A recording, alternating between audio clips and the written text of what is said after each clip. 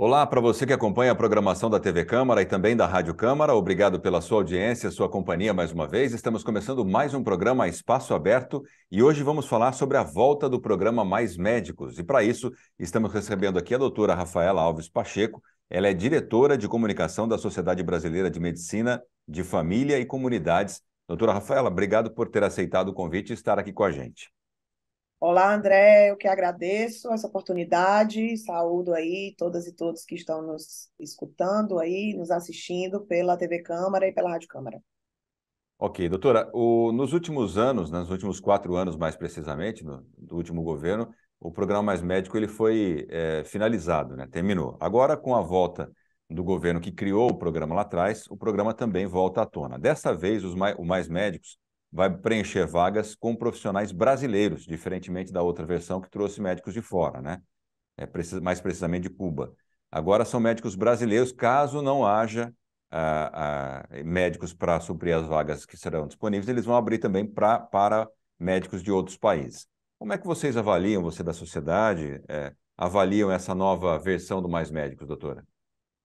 Veja, André, na verdade, acho que alguns esclarecimentos eles precisam acontecer, né? Primeiro, nós estivemos no lançamento, né, enquanto SBMFC, do programa Mais Médicos para o Brasil. Nós entendemos que a valorização da atenção primária e da presença da medicina de família e comunidade nas unidades de saúde, na estratégia de saúde da família do Oiapoque ao Chuí desse país é ponto fundamental para a gente garantir, de fato, a universalidade da saúde, para a gente garantir, de fato, a equidade na atenção à saúde, garantir que todas as pessoas, independente de suas variantes regionais, de orientação sexual, de raça, cor, de classe social, elas possam receber o que lhes é de direito, que é o direito à saúde, né? Então, estivemos no lançamento, sim, apoiamos o programa, porque entendemos que um sistema universal de saúde ele só pode ser, de fato, forte se ele tem uma atenção à primária saúde forte, né? Esse é o exemplo que o Sistema Único de Saúde dá para o mundo inteiro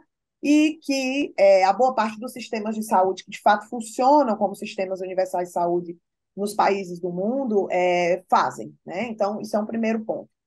O segundo ponto é a gente colocar que construir essa atenção primária à saúde necessariamente diz respeito a gente colocar equipes multiprofissionais com a presença da medicina de família e comunidade, das médicas e dos médicos de família e comunidade, que são a especialidade médica, que está treinada para garantir todo o suporte e toda a construção de atenção à saúde, promoção e prevenção em saúde, que um trabalho no território preconiza, né? Então, nesse sentido, a gente celebra essa valorização real da nossa especialidade, que é a medicina de família e comunidade, que é quem está apta e treinada para garantir esse espaço do fortalecimento da atenção à primária saúde no local onde as pessoas moram, vivem e trabalham, né? Então, isso é um primeiro ponto. O segundo ponto que eu acho bem importante a gente destacar, André, e aí a gente também desconstruir algumas versões, é de que a primeira versão do programa Mais Médicos, ela já preconizava que houvesse a inscrição prioritariamente de médicas e médicos brasileiros, né? O que houve desde aquele momento, em 2013, né, foi que não houve adesão dos colegas e colegas médicos, né, à época, né? Mas essa prioridade ela já existia e houve a necessidade do chamamento de profissionais estrangeiros por conta dessa baixa adesão ao programa, né?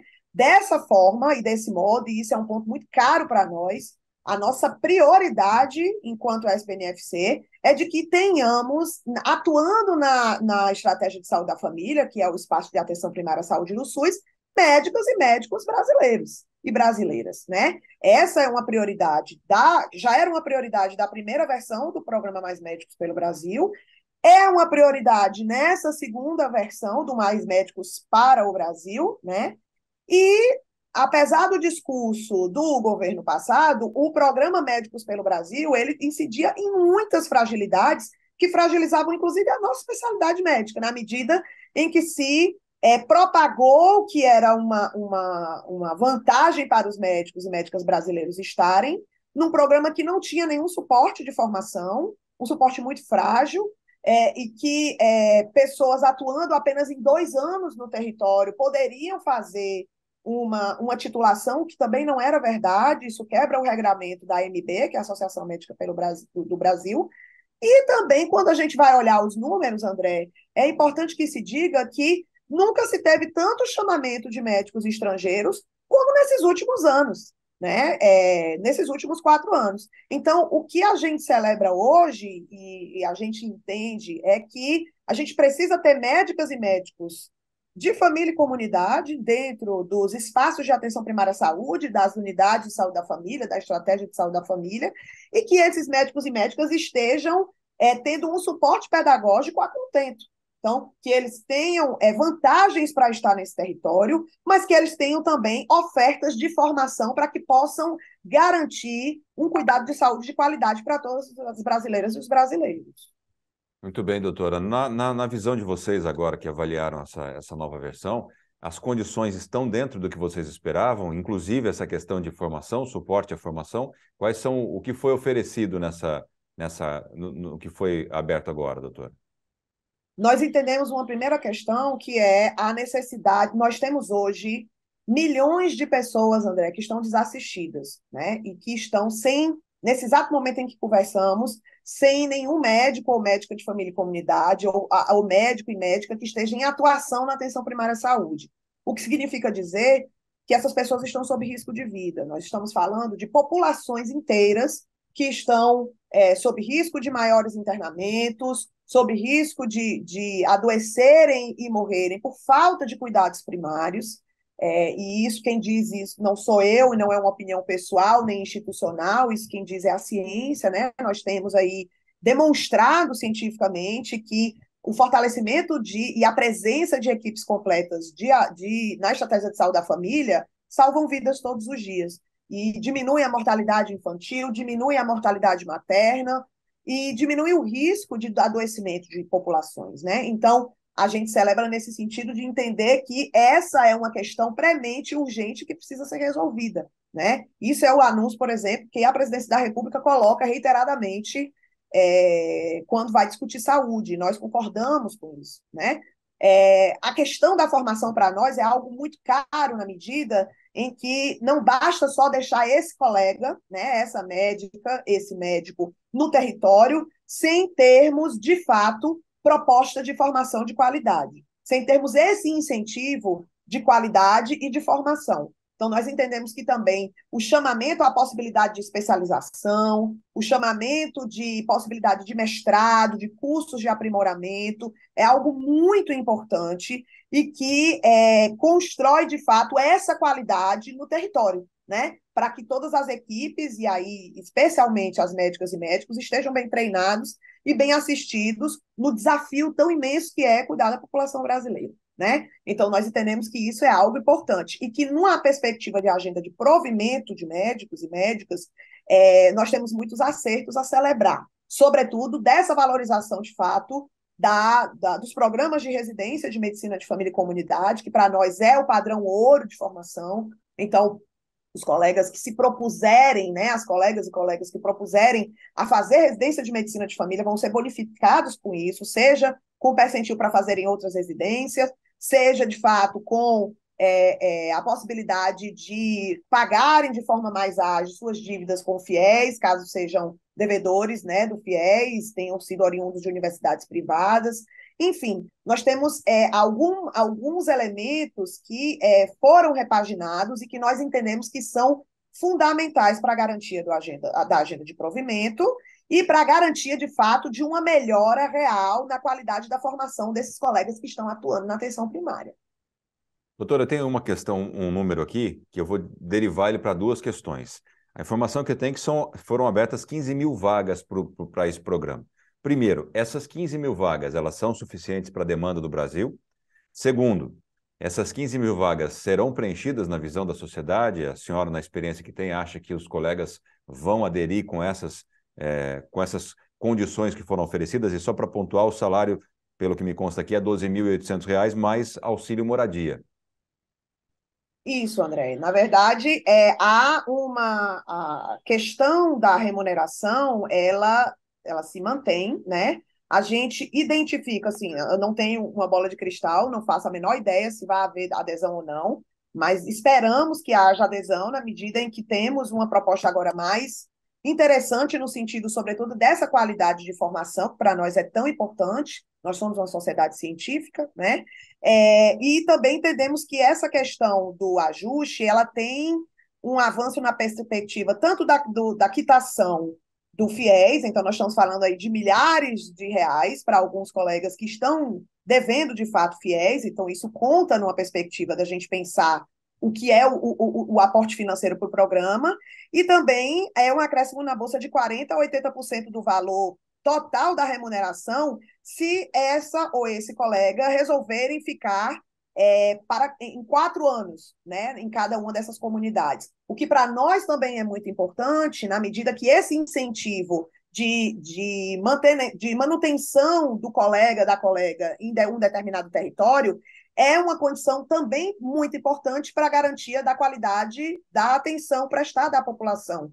A gente tem claro, né, que a longitudinalidade, ou seja, o colega, a colega ficarem, equipes ficarem mais tempo, ao longo do tempo, acompanhando comunidades, faz com que esse cuidado à saúde ele fique mais qualificado, né? Então, a gente entende que são caminhos iniciais, é uma agenda de provimento que tem bastante avanços, a gente vai precisar avançar numa perspectiva de fixação profissional, de chamar colegas que já estejam atuando nessa atenção primária e garantir que outros atrativos sejam construídos. Eu imagino que o programa ele foi anunciado agora segunda-feira e essas questões todas estão sendo calibradas, discutidas com a sociedade como um todo e, em especial, com as colegas e colegas que atuam na atenção primária à saúde. Então, nossa expectativa é de que, sim, a gente tenha muitas pessoas aderindo ao programa, é isso que o povo brasileiro precisa, né? É isso que as nossas comunidades aí, em todas as regiões brasileiras precisam, e que essas críticas construtivas, elas sigam acontecendo, e nós, enquanto SBMFC, estamos nessa agenda no sentido de garantir que esse programa fique ainda melhor, que a gente tenha uma agenda de provimento que, de fato, aconteça, que tenha formação de qualidade, que a gente aponte também numa perspectiva de fixação para aquelas e aqueles colegas que desejem permanecer com sua carreira na atenção primária, servindo ao povo brasileiro e garantindo o cuidado integral, que é uma garantia constitucional e é direito à saúde de todas e todos. E essa questão das 15 mil vagas, elas são suficientes para a demanda? Veja, para um primeiro passo já é algo interessante, mas o que nós sabemos e o que nós prevemos em estudos é que vamos precisar avançar ainda muito mais, né? Se a gente for pensar de fato em expansão de cobertura no Brasil, nós somos atualmente 10 mil médicas e médicos de família de comunidade, né? Então, último dado de demografia médica, nós temos esse apontamento. Para que nós tenhamos, de fato, uma atenção primária à saúde que garanta cobertura para toda a população brasileira nessa dimensão territorial que nós temos, que nós somos de dimensão continental, nós precisaríamos de cerca de 80, 90 mil profissionais. Então, ainda temos uma longa estrada de avanço, mas nós entendemos que precisamos titular cada vez mais colegas que estão já na atenção primária, atuando há 4 anos, há 5 anos, alguns até há 10 e mais de 10 anos, né? Então, precisamos atuar, garantir ofertas de formação e de educação permanente para que esses colegas e essas colegas estejam cada vez mais bem preparados para estarem fazendo o seu papel na estratégia de saúde da família, e vamos precisar seguir pensando e elaborando ainda mais elementos para garantir uma agenda de fixação para que a carreira de medicina de família e comunidade, estar atuando na atenção primária à saúde, seja cada vez mais atrativa para os médicos e médicas de todas as gerações, e especialmente os colegas que estão aí na graduação de medicina e que em pouco tempo estarão sendo inseridos no mercado de trabalho. Para a gente finalizar, doutora, 2.500 médicos têm o contrato encerrado agora, da última versão ainda do Programa Mais Médico, se encerra agora em junho. A senhora acha, junho de 2023, a senhora acha que essa recontratação, esse novo chamamento, dará tempo até lá? Qual é o processo agora para que o programa entre em prática?